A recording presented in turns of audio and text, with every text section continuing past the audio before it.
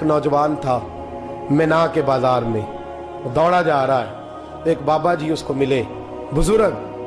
تو ان بزرگوں کے اس نے، توجہ ہے میری بات پر آپ، ان بزرگوں کی تھیلی اس نے اشرفیوں والی چھین لی، چھین کے دوڑ گیا، کافی آگے چلا گیا تو گر گیا، جب گرا تو نظر آنا بند ہو گیا، لگاؤ اللہ کے ولی کی بے ادبی ہوئی، اس لیے نظر آنا بند ہو گئی، بے ادبی ہو گئی، بڑا پریشان ہوا، سخت آزمائش کا شکار، کیا کروں کدھر جاؤں؟ جب بڑی سخت تکلیف کے اندر وہ گرفتار ہوا تو لوگوں سے کہنے لگا مہربانی کرو مجھے بابا جی سے معافی لے دو، گرا جو ان کی نگاہ سے وہ سنبھل نہیں سکتا۔ اللہ والوں کی بے ادبی اللہ کو بڑی ناپسند ہے، اللہ والوں کی بے ادبی اللہ کو بڑی ناپسند ہے، اس سے ضرور بچیں، اللہ تعالیٰ ہمیں بچنے کی توفیق عطا فرمائے۔ پکڑ کے بابا جی کے پاس لائے، بابا جی معاف کر دیں، آپ کی وجہ سے آنکھیں چلیں گی۔ بابا جی کہنے لگے نہیں میں نے تو بد دعا دی نہیں، تو وہ کیسے؟ کہنے لگے میرے ساتھ جب کوئی مسلمان زیادتی کرتا ہے تو میں فوراً ہی معاف کر دیتا ہوں۔ کہا جی میرے لیے دعا کر دیں، دعا کی، بابا جی کی آنکھیں ٹھیک، بابا جی نے دعا کی، نوجوان کی آنکھیں صحیح ہو گئی۔ لوگ چلے گئے تو وہ نوجوان قریب بیٹھ گیا، کہنے لگا بزرگو آپ نے جو کہا میں نے مان لیا، پر ایک بات میری سمجھ میں نہیں آئی۔ کہا وہ کیا؟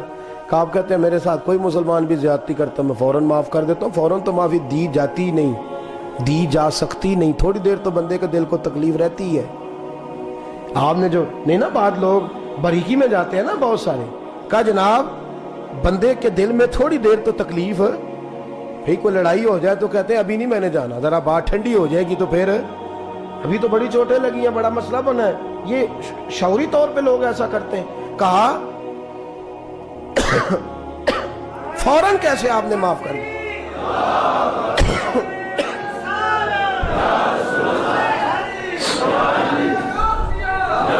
کہا فوراً کیسے معاف کر دیا؟ تو بابا جی کہنے لگے مجھے اپنے نبی سے پیار ہی بڑا ہے صلی اللہ علیہ، ہم عشق کے بندے ہیں، کیوں بات بڑھائی ہے، محبت بڑی ہے رسول رحمت سے، پر میں کیا بات ہے؟ بابا جی کہنے لگے میں نے حضور کی ایک حدیث پڑھ لی ہے، اب جو مسلمان بھی زیادتی کرتا ہے میں فوراً معاف کر دیتا ہوں۔ کہا وہ کیا حدیث؟ سنیں میرے دوستو، اور بزرگوں کی سوچ دیکھیں کہاں تک جاتی ہے۔ اور بزرگ کہنے لگے اللہ کے رسول صلی اللہ علیہ وسلم نے فرمایا ہے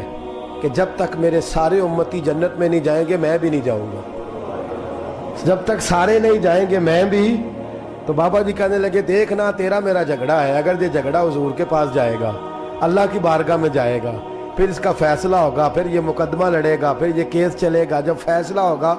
تب تک میرے رسول پاک جنت میں نہیں جائیں گے، بیٹھے رہیں گے، تو میں اپنے نبی کو تکلیف تو نہیں نہ دے سکتا، میں اپنے رسول کو بٹھائے رکھنے کی آزمائش تو نہیں نہ دے سکتا، لہذا جو مسلمان بھی زیادتی کرتے میں فوراً ہی معاف کر دیتا ہوں تاکہ میرے محبوب کو کوئی تکلیف، میں تیرے اور اپنے بارے میں سوچ نہیں رکھتا، میری سوچ تو ہر وقت ذات رسالت پہ لگی رہتی ہے، میرا ذہن تو ہر وقت میرے محبوب کی طرف لگا رہتا ہے، ہر وقت میں حضور کے بارے میں ہی سوچتا رہتا ہوں۔ ملی سوچ اپنائیں، قومی سوچ اپنائیں، زندگی میں وہ والے کام کریں جس سے قوم کو نفع حاصل ہو، ملت کا جس میں فائدہ ہو، کچھ ایسا کر جائیں زندگی میں جس سے لوگ نفع اٹھاتے رہیں۔ محمود غزنوی گزر رہا تھا، ایک بابا جی بڑھاپے میں ہاتھ کانپ رہے ہیں تو ایک پودا لگا رہے تھے، تو محمود غزنوی کو بڑا پسند آیا، کہا بابے کو میرے پاس تو بلاؤ، بلایا تو کہا بابا تیری عمر اب ہاتھ کانپتے ہیں، سر کانپتا ہے، راشا تاری ہے، تو نہ پھل کھا سکے گا نہ چھاؤں میں بیٹھ سکے گا، تو بابا جی آپ یہ کیوں کر رہے ہیں؟ بابا جی کہنے لگے چلو میں نہیں پھل کھاؤں گا، میرے پوتے تو کھائیں گے نا۔ بچے محمود کو بات بڑی پسند آئی، اس نے بابا جی کو ایک اشرفیوں کی تھیلی انعام میں دے دی،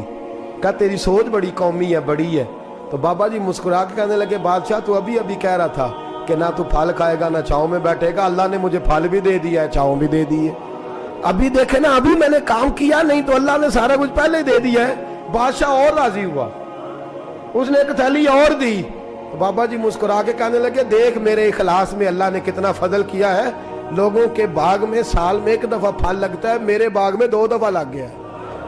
تو خیر خائی کا ذہن بنا، لوگوں کے بارے میں سوچ، قومی اور ملی ذہن بنا، بڑا ذہن بنا، بڑی سوچ بنا، وہ والا کام کر جس سے زیادہ لوگوں کو فائدہ ہو،